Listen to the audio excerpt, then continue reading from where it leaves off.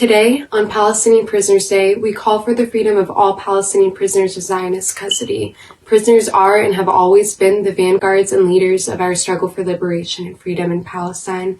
We look to them as we struggle towards and dream of what freedom will look like. As the entire world faces this ongoing pandemic, we see people scared and hoarding supplies, healthcare workers overworked, and all other essential workers being exposed to more and more risks. But we know that prisoners are among the most vulnerable to COVID-19, as social distancing is not possible in prisons.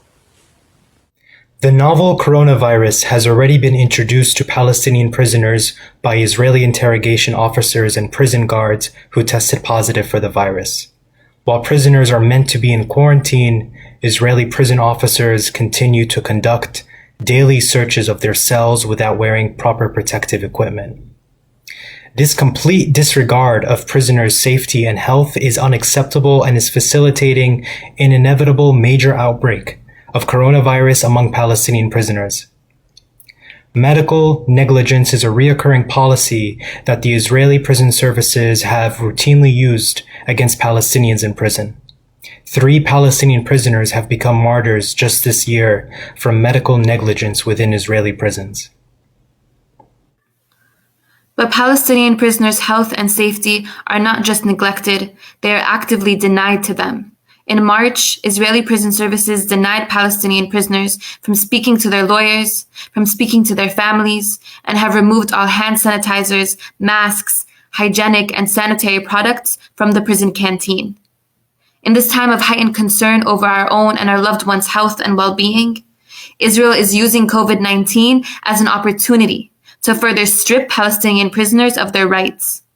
We demand the release of all Palestinian political prisoners, especially the most vulnerable. We demand the release of all Palestinian detainees arbitrarily detained under administrative detention who have had no charges or trial brought against them.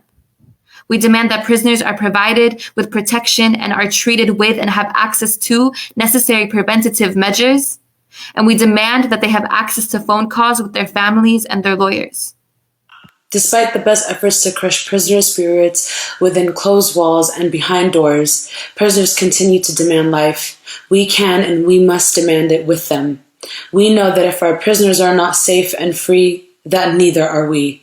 Free them all, from Harashan to Ofar, from Ashkelon to Rikers Island, from Santa Rita to Mesa Verde detention centers. Prisoners deserve life. Prisoners deserve health.